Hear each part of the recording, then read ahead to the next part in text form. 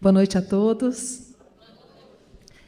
Bom, eu acho que apresentar o Rossandro é quase, bater, chover no molhado, porque todo mundo conhece o Rossandro Klinger, que vive em Campina Grande, na Paraíba, de profissão é psicólogo, é educador, mas a gente quer falar do espírita.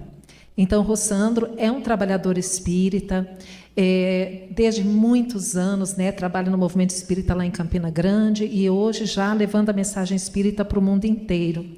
Mas nós também precisamos falar do Rossandro, escritor, que tem vários livros publicados, que leva também a mensagem espírita por meio do livro, mesmo não sendo um livro espírita, como disse bem o Juquinha, mas a mensagem do espiritismo está lá, colocada.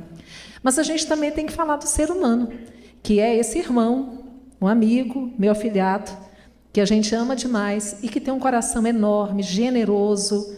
Então, seja bem-vindo, Rossandro, você está em casa.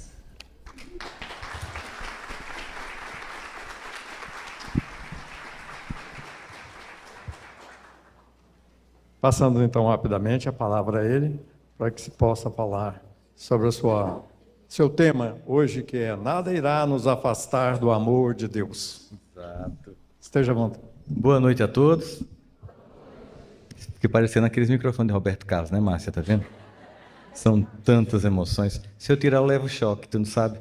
Meu pé, eu fico nervoso enquanto falo, muita gente não sabe disso. Aí meu pé começa a suar. Quando é o microfone com fio, eu levo choque. Então é melhor ele ficar aqui para ninguém ter uma videocacetada filmada hoje à noite.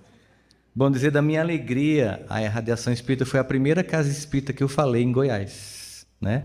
Primeira vez que eu vim aqui fazer uma palestra numa casa espírita foi aqui, né? Então estou voltando, né? De certo modo, prazer todo meu estar aqui. Obrigado por terem vindo, por a gente estar podendo compartilhar essa noite para falar do nosso Mestre Jesus e daquilo que Ele nos traz. E como Ele nos convida a viver uma vida bem diferente do que a maior parte de nós tem levado. Durante quase 20 anos eu atendi em consultório. Ainda hoje eu trabalho como psicólogo em tudo que eu faço, seja na educação, seja em palestras, em livros, em outros cursos. Tudo é lidar com o comportamento humano.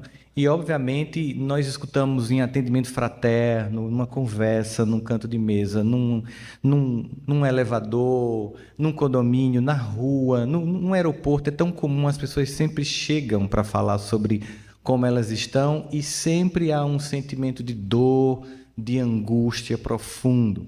E quando você escuta, sempre há um sentimento profundo de culpa. E esse sentimento de culpa gera nas pessoas uma sensação de não merecimento do amor de Deus, fazendo com que a gente desenvolva certos padrões psíquicos que Emmanuel vai chamar de monoideísmo, que é uma ideia única que fica. Não sei se vocês já tiveram a oportunidade, não chamaria de oportunidade, né? Mas o desprazer de passar a noite inteira com uma acusação na mente, assim, a mente, você não presta. Como é que você fez isso? Que ridículo. Ou então, fazendo outro movimento.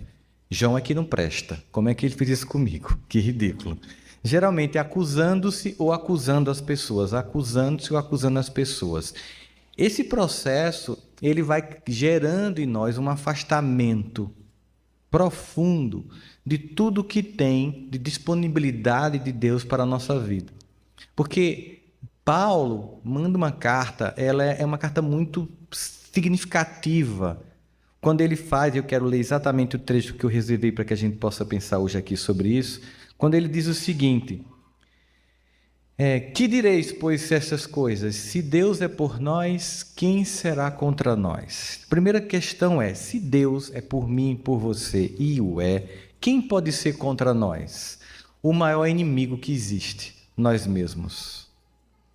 Uma mente que se acusa, que se menospreza, que se sente menor, que se compara e que o tempo inteiro está num sentimento de menos-valia, sentimento que está muito abaixo de tudo que permite. Mas Paulo ele vai além disso, ele começa a fazer um conjunto de metáforas em que ele chega à conclusão, que ele diz assim, mas todas as coisas, está escrito de tal modo que estou certo, ou seja, Paulo chega à conclusão, analisando tudo que ele vivenciava, não só por ter conhecido Jesus ali naquele primeiro momento em Damasco, porque foi um processo, Não foi ali que aconteceu a conversão de Saulo em Paulo. Ele foi convertendo-se ao longo de sua trajetória. Ele vai dizer assim, porque eu estou convencido, né, de que nem a morte, nem a vida, nem anjos, nem principados, nem potestadas, nem presente, nem o porvir, nem a altura, nem a profundidade, nem alguma outra criatura nos poderá afastar do amor de Deus que está em Cristo Jesus. Tem noção do que ele está dizendo aqui? Tem noção do que ele está dizendo basicamente é, se você não está pleno, e plenitude daqui não tem nada a ver com prosperidade financeira, pelo amor de Deus.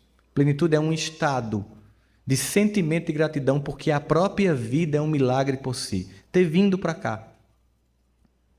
Talvez algumas metáforas possam fazer com que a gente entenda melhor isso. Imagine então que eu chegasse para meu querido amigo irmão Renner e dissesse, Renner, você me dá 100 milhões pelo seu olho direito? Tu me dava? 1 bilhão pelos dois. Renner tem 2 filhos lindos, que são como sobrinhos para mim. Um está aqui, o outro ficou em casa porque está jogando bola. Tem coisas melhores para fazer do que vir o tio falar, né? Obviamente. Na idade dele eu também faria a mesma coisa. Se Renner vendesse por 1 bilhão os 2 olhos que ele tem, ele deixaria de ver o milagre do rosto dos filhos. Vocês contabilizam isso quando acordam e veem quem amam? Contabilizamos, por exemplo, que o sol nasceu de novo, que o planeta continua girando, a gente consegue respirar.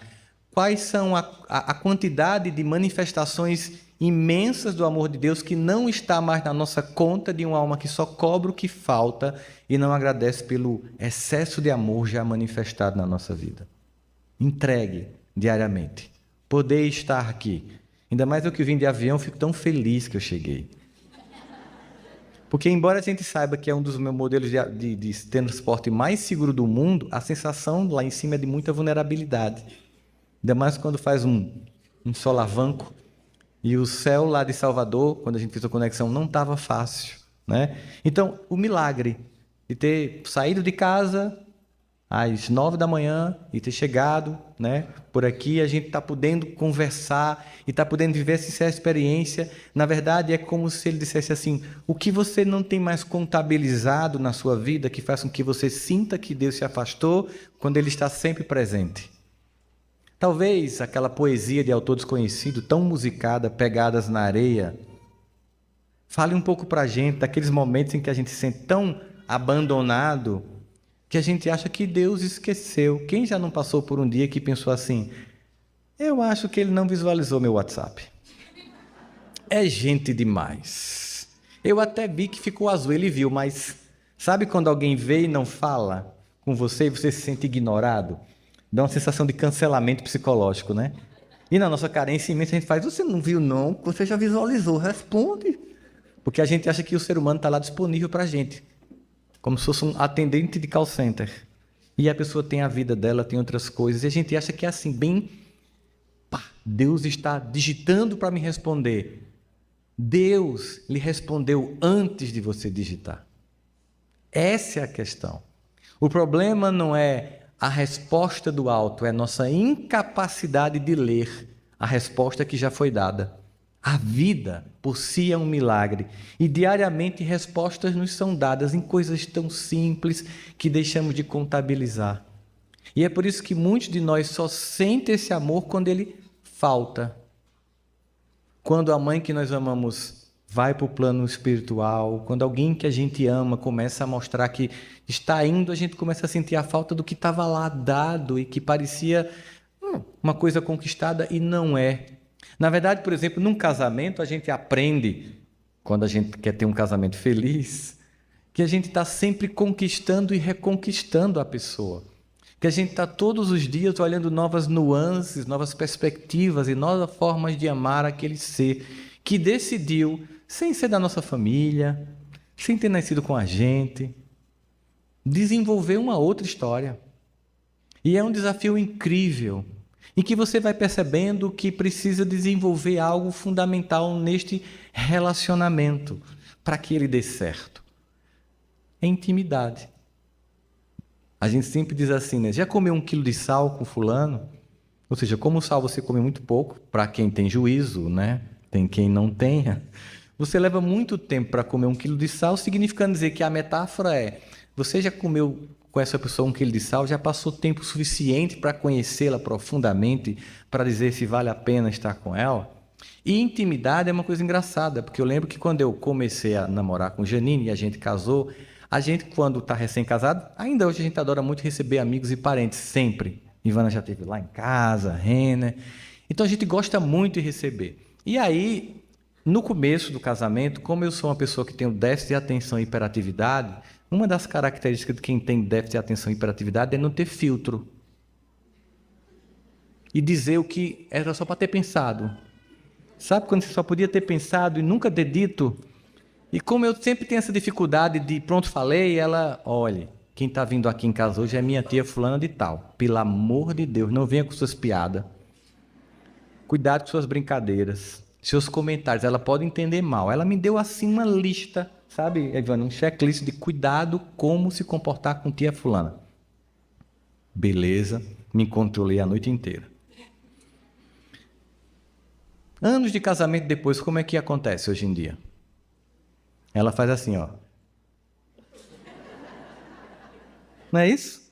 Faz aquele olhar e você, por Bluetooth, você puxa um pacote de dados, capta um monte de informações. Só aquele olhar já diz um monte de coisa. Diz, por exemplo, tá bom.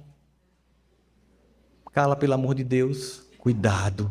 Não, não comenta não. Deixa assim. Tudo isso é dito com vários olhares. Eu lembro que uma vez estávamos num restaurante, numa fila, e uma amiga em comum fez o seguinte comentário: Rossandro, você tem voado muito, né? Por causa das palestras, Você gosta de voar de Gol?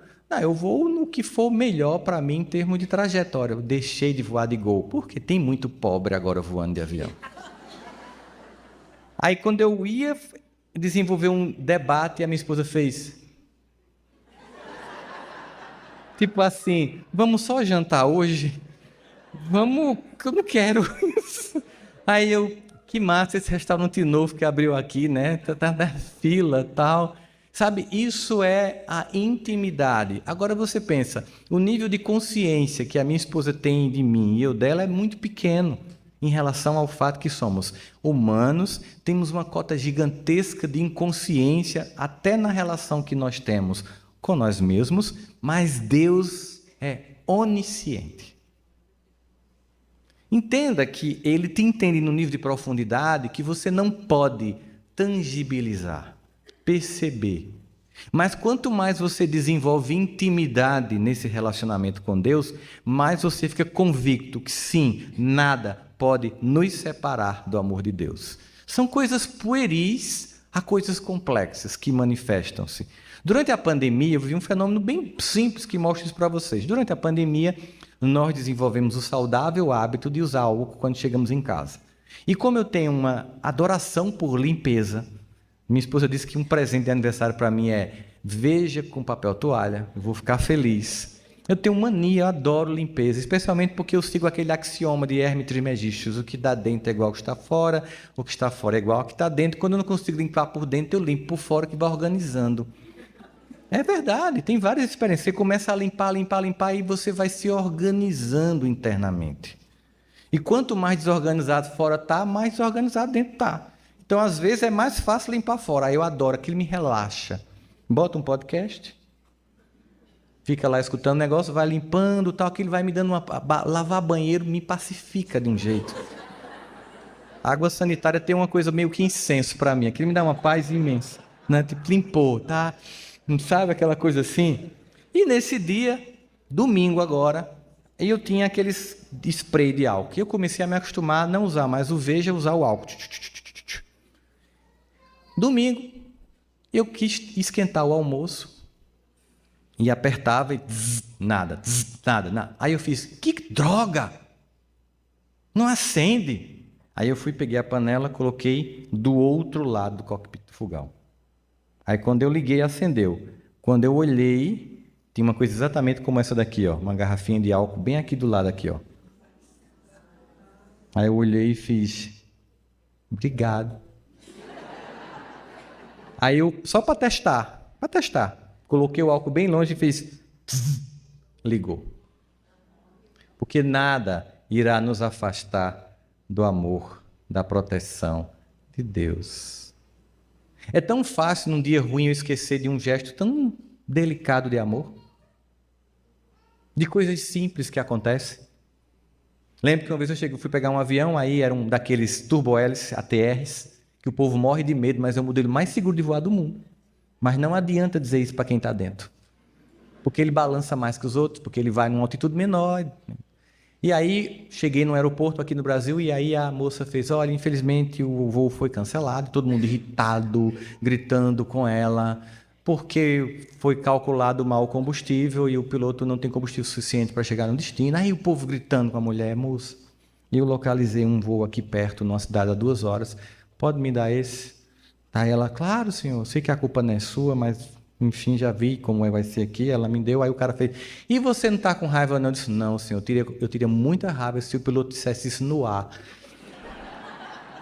Olha, infelizmente eu calculei mal o combustível. Né? Então, eu não teria tido nem a classe de Chico Xavier. Junto com o Emmanuel lá, eu tinha gritado, se o Emmanuel chegar, você já está desencarnado, porque você não está com medo, eu estou aqui. Então, na verdade, nós precisamos aprender a contabilizar as bênçãos simples e singelas do cotidiano, desde olhar o rosto que amamos toda vez que acordamos, até as mínimas proteções. E isso dá conta de um sentimento profundo de quem acessa o amor de Deus, a gratidão. Existe um autor chamado C.S. Lewis. Ele criou as Crônicas de Nárnia. Muitos de vocês conhecem, mas C.S. Lewis é um grande estudioso de literatura e linguística mundial e um respeitado teólogo inglês. E um dos livros dele é Cartas do Demônio a um Jovem Aprendiz. O livro é uma metáfora em que ele ensina o jovem aprendiz como destruir a humanidade. E o objetivo é que a gente lê esse livro para basicamente ver as estratégias de todos os processos clássicos de obsessão e evitá-los. Uma vez que a gente conhece as estratégias de como nos destruir, nós evitamos conhecendo as estratégias. E numa das cartas, a 15ª, ele diz assim, uma das coisas que ajudará a gente a destruir a humanidade é nunca deixe a humanidade no presente. Nunca. É importante que a humanidade esteja no passado ou no futuro, nunca aqui e agora. E o jovem aprendiz pergunta, mas por quê? Por que não existe nada no futuro? Nada. Mas porque tem alguma coisa no passado, eu quero que você se concentre em deixar a humanidade ansiosa, só pensando em amanhã. Ele pergunta, por quê? Porque no passado tem mágoa, tem ressentimento, tem ódio, tem trauma, tem tudo de ruim, mas tem uma coisa boa que eu quero que eles esqueçam. E o que é? A gratidão. A gratidão pela família possível, não pela que eu gostaria que fosse, e que me permitiu estar aqui. Gratidão. A gratidão pelos percursos, pelos professores, que sem eles nenhum de nós estaria aqui profissionalizado. As muitas pessoas que ao longo da nossa vida foram manifestando-se e oferecendo recursos emocionais, intelectuais, financeiros, nutricionais para que a gente estivesse aqui. As pessoas que, quando você pode, estão na tua casa e fazem a tua comida. As pessoas que servem, porque nós vivemos uma sociedade que todos servimos uns aos outros. Gratidão. Não interessa a humanidade ser grata. Portanto, deixemos a humanidade ansiosa pelo futuro. É a próxima série, é a próxima temporada, é a próxima balada, é a próxima festa, é o próximo carro, é a próxima compra, é a próxima coisa. E nunca se viveu aqui agora por um único motivo. Só se ama hoje. Só se perdoa hoje. Só se agradece agora. As únicas horas que nós podemos, de fato, viver uma experiência de sentir o amor de Deus é aqui, neste momento em que nós estamos. Agora, nós nunca fomos tão ansiosos. Se Jesus já falava, não vos preocupeis com o dia de amanhã, imagina hoje. ansiosos, conectados. As pessoas vivem hoje o que se chama em estudos de sociologia, antropologia, do mundo digital, de atenção parcial constante. Você está conversando com alguém, ela só um minutinho. Daqui a pouco eu falo contigo, tá? Pois é, o que é que você... Sim, peraí. Que foto massa. Peraí, deixa eu curtir.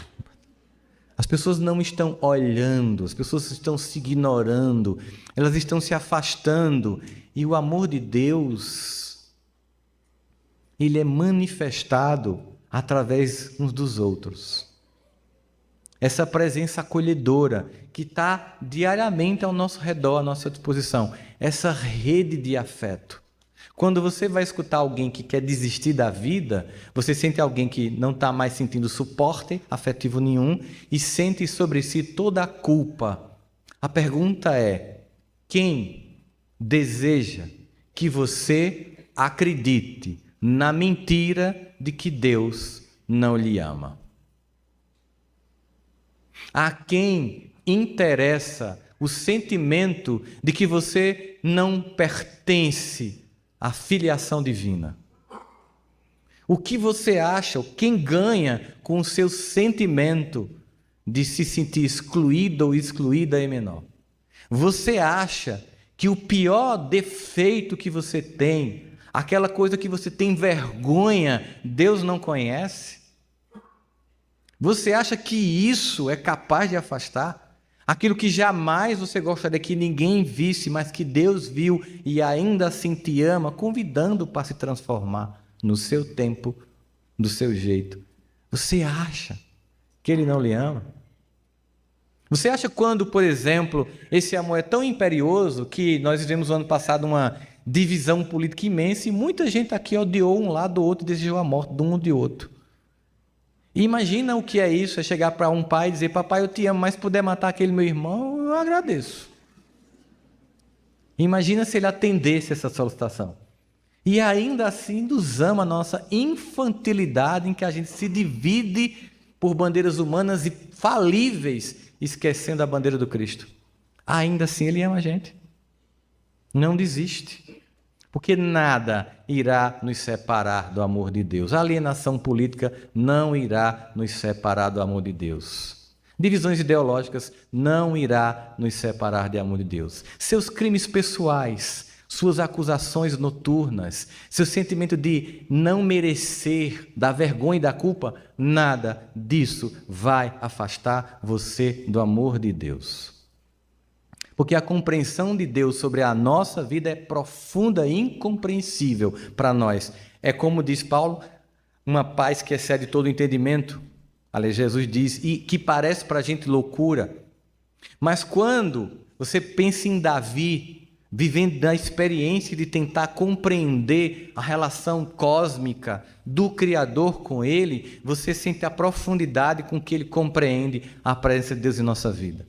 Quando ele está lá como homem do campo, um homem rural, dono de uma fazenda, que entre eles foi escolhido para ser o rei, mas cuidava, porque não se trata da rainha da Inglaterra, que ela morreu, né? Ela morreu, porque eu pensava que ela não ia, mas ela foi. Tenho que mudar o exemplo, agora é o rei Charles, né? Que a gente fica pensando então que Davi está lá como se fosse o rei da Inglaterra, cheio de servos, num castelo. Não. Era um monte de homens do campo que colocavam: você vai ser o nosso rei, e ele continuava cuidando das suas ovelhas, ele continuava cuidando do seu ambiente. Era um mundo simples e rural, mas espiritualmente muito sofisticado. Muito. Há mais ou menos um mês atrás eu estava fazendo uma palestra junto com um rabino na Sociedade Paulista Israelense. E a sofisticação da compreensão dos evangelhos, dos textos, das manifestações, as combinações e as compreensões cada vez mais profundas de vários comentadores do Antigo ao Novo Testamento é impressionante. Mas é tudo muito simples porque se trata de amor. E um dia estava Davi nessa tentativa de fazer a grande questão teológica muito clássica nas religiões, que é: quem é Deus? Quem sou eu? E como nós nos relacionamos? Era simples a compreensão que Davi queria ter daquele relacionamento. E ele faz o que a gente chama hoje em sociologia, em psicologia social, em neurologia, de ancoragem. Para tentar dar nome a algo novo e para mim agora incompreensível, eu vou usar o nome das coisas velhas que para mim são compreensíveis. Então, quando a gente viu a primeira vez uma coisa redonda voando, a gente chamou de disco voador. Porque eu conhecia coisas circulares, com o nome disco, e conhecia que a gente já dominava o voo. Então, era uma coisa redonda voando, um disco voador. Usamos nomes velhos para nomear uma coisa nova e não compreendida. Depois, nós damos o nome de objeto voador não identificado, OVNI. Assim, toda vez que algo novo acontece, eu uso a minha referência antiga para definir o que é novo. E assim foi o que Davi fez. Como emo do campo, saía, como se fosse daqui ao centro de Goiânia, dá uns 40 minutos de caminhada. Mais ou menos, pronto. Dá menos? 25, depende do passo, né? Eu estou entendendo. Mas vamos 25 para 40, velocidade e passo. A média é essa. Davi saía para caminhar uns 40 minutos de caminhada com suas ovelhas, porque aonde ele residia não tinha muito pasto verdejante. Então ele caminhava em busca de pasto verdejante, levava as ovelhas. E elas comiam. Depois aquele solzinho escaldante da Judéia, igual aqui quando está naquele período de seca. Né? A gente tem que lubrificar o nariz do Planalto Central aqui do Brasil. E aí, para voltar, ele pensava, 40 minutos de caminhada de novo. Antes delas voltarem, depois que elas comiam, e como era muito quente, para refrigerar, ele levava elas para um riachinho de águas que eram um pouco profundas, eram tranquilas, para que elas se refrescassem. E no final, quando ele ia voltar, ele pensava, mais 40 minutos, mas tem um atalho. E não tinha o Waze naquela época.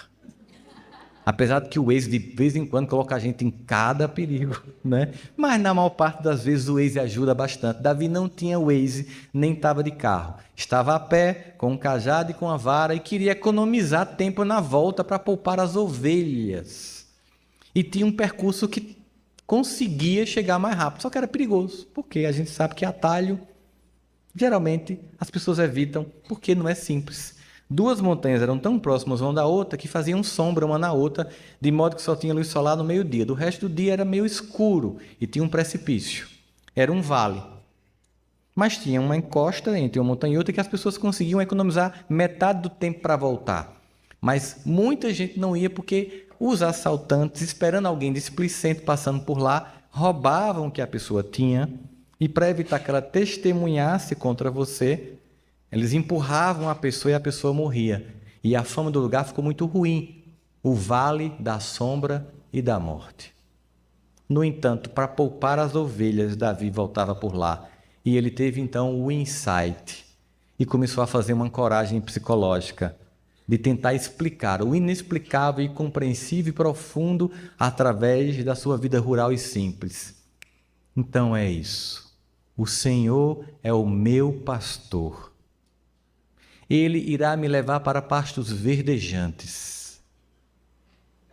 Ou seja, não irá me privar do mínimo para sobreviver. Depois irá refrescar a minha alma em águas tranquilas. Mesmo depois de um dia difícil, de uma noite, de um período longo de tribulação e desertos, chega o oásis celeste. E ainda que eu ande pelo vale da sombra e da morte, eu não temerei mal nenhum, porque tu estás comigo. Paulo certamente faz referência aqui, porque nada irá me afastar do amor de Deus, ainda que eu tente acender o fogão com álcool do lado. São muitas as formas de percepção desse amor. E a grande dor é ver quantas pessoas não se acham merecedoras desse amor. A grande dor é ver quantas pessoas não sentem esse amor todos os dias manifestado.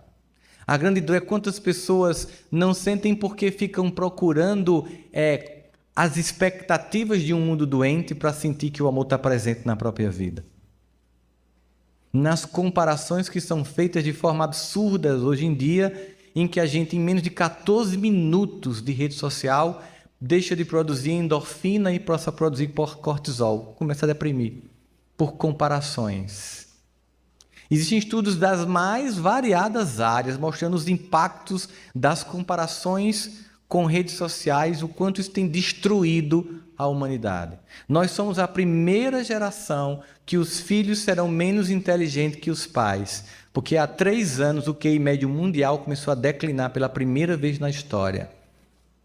Nós somos uma geração em que as pessoas olham uma imagem na internet e imediatamente se desinteressam sexualmente pelo parceiro, pela parceira, porque por comparação não tem quem ganhe de Brad Pitt.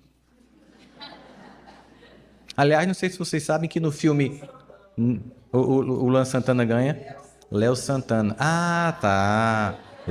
Você é um negão de tirar o chapéu, tá? Eu já fiz um programa de Fátima com ele, é dessa altura o cara, né?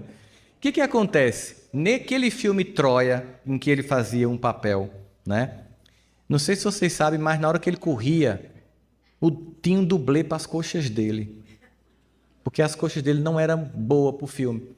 No mundo em que nem as coxas de Brad Pitt servem, você quer ter saúde mental? Então, imagina, nada irá nos afastar do amor de Deus, a não ser que eu, inconscientemente, infantilmente, permita. A não ser que eu olhe muito mais para o que o mundo me promete, falho, passageiro, ilusório, com filtros, editado, mentiroso, versus o eterno amor de Deus. A única forma do amor de Deus não me atingir é eu fazer uma escolha para que isso não aconteça. É a única forma. Ou porque me sinto culpado e menor, ou porque acho que o que eu faço é tão terrível que Deus me abandonou, ou porque entrei num circuito de culpa de tal modo que o obsessor faz, caramba, tu é muito melhor do que eu para destruir tua vida. Eu vou atrás de outro, porque tu é muito capaz. Olha, eu estou fazendo um curso com você. Como se afastar de Deus? Aí não é para ter culpa, não? Sim, mas não para parar nela. Ela é só um apontamento de áreas da vida que precisam ser olhadas, acolhidas e transformadas. O que Joana vai chamar de trocar culpa por responsabilidade. Não é não se responsabilizar pelo que se fez, é se responsabilizar e modificar.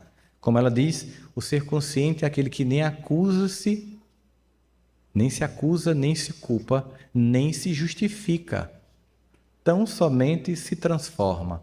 Veja como Paulo era psicologicamente essa pessoa. Porque você imagina o seguinte, por que Jesus, com um monte de discípulos que conviveram com ele, vai buscar Paulo? Ele não tinha um grupo de pessoas bem interessantes ao redor. Por que ele não pegou Tiago, João, para cumprir essa missão? Na imensa compreensão que tinha ele da alma humana, ele olhou no grupo e percebeu, eu preciso de um CEO. CEO é aquele Chief Executive Office, que é a pessoa que é contratada para dirigir uma grande corporação. Porque eu tenho que internacionalizar esse projeto aqui. Preciso de alguém que tenha uma visão internacional do processo. Então, eu vou trazer uma pessoa. Ele deve ter entrado no LinkedIn da época, ver uns currículos. LinkedIn é uma rede social em que as pessoas mais mentem. Você acha que é o Instagram? Não, a pessoa está desempregada e faz, estou em momento sabático. Ninguém está infeliz no LinkedIn, todo mundo está bombando no LinkedIn. Mas aí Jesus entrou no LinkedIn, quer uma pessoa com esse perfil, veio um headhunter lá, deve ter. Tem um cara chamado Saulo, mas ele é da empresa rival. Está na oposição. Não, deixa comigo, basta ele me ver, que ele vai entender o projeto, quem sou eu. E aí, por que ele? Olha as características psicológicas desse homem. Chega Saulo, na porta de Damasco, a ponto de matar mais um servidor do Evangelho. Mais um homem que tinha uma profunda convicção de seu povo, de sua crença, de sua fé, que cantou e que fez o seu bar mitzvah aos 14 anos e recitou a Torá, e que botou o seu kippá, e que era discípulo de Gamaliel, e que vivia uma experiência profunda, esperando como todo aquele povo o Messias. E ele esperava, sinceramente, no coração, com os sinais bem diferentes do que Jesus manifestou, mas ele esperava. Quando Jesus chega diante dele, por um evento muito mais místico do que racional, ele percebe quem Jesus é e percebe que Jesus é simplesmente aquele que todos os profetas do Antigo Testamento cantaram e louvaram e esperaram. Era ele o motivo deles terem suportado desertos, suportado prisões, escravidão no Egito, na Babilônia. Tudo era justificado porque eles estavam esperando o Messias. E simplesmente ele não só não percebeu, como matou o primeiro grande mártir, que foi Estevão. Imagina se você tivesse cometido um crime e sem querer ter atropelado o filho de alguém. Imagina isso. Imagina então que um dia você chega num hospital com o seu filho doente e você descobre que a pessoa que vai fazer a cirurgia do seu filho é o pai ou a mãe daquela criança que você matou e fugiu para não ser preso. Como você se sentiria?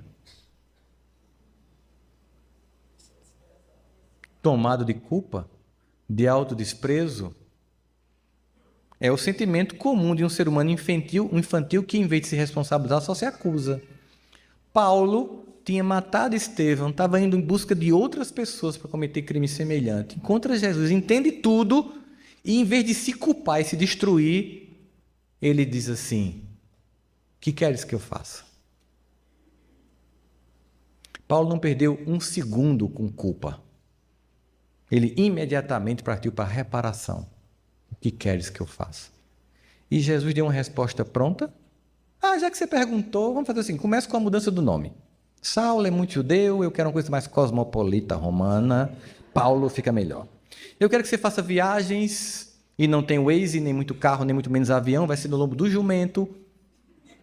E assim que você disser que está do meu lado, toda a sua comunidade vai lhe rejeitar, você vai passar fome, necessidade, vai ser cancelado. Ninguém mais vai lhe seguir no Instagram da Judéia. Se prepare que vai ser punk. Até quem você está indo está com raiva de você, que são os meus. Então você não vai ter nem apoio aqui, nem aqui. É deserto, meu amigo. Vai ter que viver do próprio dinheiro. Baixa a crista para que Cristo cresça. Você vai viajar, você vai ser cuspido, ignorado. E finalmente, numa última viagem, você vai estar em Roma. Vai ter uma pessoa meio com um surto lá. Vai dar uma surtada chamada Nero. Vai tocar fogo na cidade. E vai fazer uma coisa muito comum no futuro, num país que eu ainda vou criar. Vão culpar a oposição. E a oposição vai ser você. E vai mandar cortar sua cabeça. Beleza, topa? Não, Jesus, assim, beleza. Entendi que você é o cara. Vou voltar para a Judéia. Vou ler teus manuscritos. Não, Jesus não deu receita de bolo. Deus não dá receita de bolo. Ele apenas pergunta: você quer sentir o meu amor?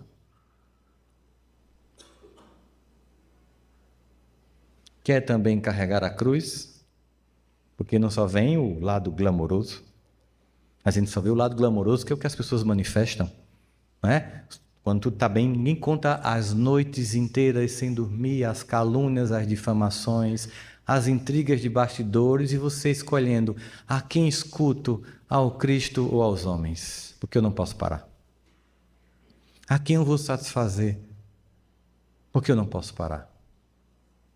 Mas quando você abre, é impressionante. Quando você se permite ser tocado pelo amor de Deus, você não se sente mais só. O abandono que pode ter tomado conta da sua vida, em que ninguém mais quer saber de você, Deus quer saber de você. E com Deus, qualquer um de nós é maioria. Você e Deus, em qualquer pelenga do mundo, é uma maioria. O mundo inteiro te abandona, Deus não. Você está muito bem acompanhado. Ninguém te respeita, Deus sim. Você está muito bem acompanhado. Ninguém mais acredita em você. Deus nunca duvidou de você. Você está muito bem acompanhado. Todo mundo te condena, inclusive, sobretudo você. Mas Deus não. Você já está perdoado. Falta você aceitar o perdão. Falta você aceitar o amor. Falta você viver essa experiência. Portanto, todas as noites de acusação cessam. De culpa e desespero, cessam. De sentimento de ser menor e incapaz, cessam. Porque eu não olho mais para o lado, eu olho para frente. Eu não olho mais para o instrumento que alguém na orquestra da vida está tocando. Eu olho para o meu instrumento, olho para a partitura do Evangelho, para o regente chamado Jesus e resolvo tocar o instrumento que me foi dado. Sem lamentar porque eu toco um eboé, o outro um violino, o outro piano. Não, tocar o meu da melhor forma possível, como a gente viu nessa apresentação tão linda do coral, em que as vozes foram se somando para dar a beleza da harmonia, que inclusive o silêncio compõe na pausa a melodia. Às vezes a vida é assim, tem desertos, tem silêncios, tem pausas, fazem parte da construção da melodia da sua existência, da minha existência, da nossa existência, e em todos os momentos Deus está lá. Deus está lá no momento que todo mundo te abandonou, Deus está lá. Deus é aquele que está presente na sua vida quando você recebe um filho no berço e sente o que é aquela... Quem está ainda mais com criança pequena, que está doido para dormir, né? Aí entende o que significa aquela música. Hoje eu quero paz de criança dormindo. Já 3 meses querendo dormir, quando a criança dorme, você sente paz. Paz porque ela está dormindo e paz pelo silêncio belo da chegada de um espírito que está voltando para o seio da família para continuar a construção de sua trajetória. Esse mesmo Deus vai estar segurando sua mão se por acaso seu filho for antes de você para o plano espiritual da vida. Ele vai estar lá. Quando parecer que o desespero vai tomar conta de você, ele vai estar lá. É preciso enxergar. É preciso olhar, é preciso perceber, é preciso se deixar inundar por esse amor. É preciso deixar as acusações de lado. É preciso tão somente modificar comportamentos, sabendo que leva tempo, que não é mágico, que não é do dia para a noite. É preciso perdoar-se porque ainda não conseguiu perdoar. Mas se comprometer a fazer isso por mim, não pelo outro, porque o perdão se trata de mim, não de você. É do quanto eu me liberto de todo o mal que você me fez ou me faz. Não se trata de concordar com o que você fez, nem de menosprezar a dor que você me causou, mas de entender que já basta o que foi feito. Eu desisto de continuar levando isso adiante. Porque talvez você morra egoísta, eu não vou me conectar à sua vida infeliz o resto da vida e o perdão me liberta disso. Não se trata de menosprezar o que foi feito comigo, mas de evitar que aquilo se delongue na minha existência. Amor que o perdão possibilita. E a música foi muito bonita, né? Inclusive, quando vocês começaram a cantar, eu não conhecia essa letra, eu vou pegar aqui essa letra. Que coisa incrível, ó. Antes de falar, escuta. Antes de escrever, pensa. Antes de gastar, ganha. Essa é ótima, muita gente precisa dessa. Antes de orar, perdoa. Quando fores orar, se tiveres uma contenda com teu irmão, larga o teu sacrifício, vai lá, perdoa teu irmão, ou pede o perdão dele, só então vem falar comigo. Não vem falar comigo se você vai me impedir aquilo que você não oferta para a vida. Não solicite a Deus o que você não entrega para o mundo, porque não tem sentido. É preciso então olhar para você no quarto escuro da vida e pensar assim, eu que me sinto menor que todos os outros. Preciso entender que essa é a maior mentira que eu acredito. Tem um poema de Augusto dos Anjos que ele faz assim, todos os meus amigos são príncipes nessa vida, todo mundo é vencedor, todo mundo é incrível, todo mundo é fantástico, todo mundo ganha bem, ele vai elencando o que todo mundo diz lá nas conversinhas que a gente está se exibindo para os outros. Será possível que não tem nenhum fraco como eu nessa vida? Que na hora de agir me esquivei de forma covarde? Estou cansado, só tem príncipes nesse mundo, porque é mentira. O discurso lá fora é uma, a realidade é muito outra. Google tem dados sobre isso. Dia 12, dia dos namorados. Muitas postagens foi o quê? Amor da minha vida. Não sei o que eu faço sem você. A mesma pessoa que posta isso no Google vai lá na pesquisa bota na rede social isso aí na pesquisa do Google, ele não me procura mais, o que é que eu faço? Ela não me procura mais, o que é que eu faço? Como resgatar meu casamento? Mas a imagem pública é, estamos felizes, a realidade íntima é, tá punk. Sabe onde Deus está? Aqui, no tá punk, porque é a verdade. Aí você admite, você olha, você observa, não fica naquele jogo de culpa, pensa, o que eu posso fazer para melhorar isso? O que eu posso fazer para melhorar a relação com a pessoa que eu amo, o filho, a esposa? Em vez de querer que a outra pessoa se transmute no que eu quero, como é que eu mudo a ponto de que eu impacte essa vida? Aí Deus diz assim, agora você entendeu a senha. Disponível para a flexibilidade do amor, porque quando não resolve é porque o amor foi pouco. Quando não resolve é porque a prece foi pouca. Não é o dinheiro. Dinheiro não resolve. Hoje eu conheço pessoas que compram coisas com bilhões. Um amigo meu comprou uma faculdade por 4 bilhões. Eu perguntei, tu passou um Pix? Como é que passa 4 bilhões? Eu vou passar um Pix para tu. Tá. Bota 20% para mim que resolve toda a parada aqui. Né? Mas entenda, não resolve. Eu lembro que um chegou assim, Rossandra, eu entendi como o dinheiro não vale quando minha mãe chegou no hospital e eu não podia comprar alguém para morrer por ela. Ele colocou essa metáfora na minha cara. De fato. Numa hora dessa é entrega. É joelho no chão. É conversa com o papai. Sabendo que nessa estrada, Deus, não vá com maquiagens, filtros, vá inteiro e completo como você é, porque Ele conhece. Em 1970, Gilberto Gil fez uma música a pedido de Roberto Carlos. Ele ouviu a música, não gostou, achou meio estranha e resolveu não gravar. Aí Gil gravou, porque Roberto Carlos não quis. E a música é: se eu quiser falar com Deus, tenho que estar a sós. Tenho que desatar os nós das gravatas, dos sapatos. Não vem maquiado, não vem com filtro, não vem com discurso pronto.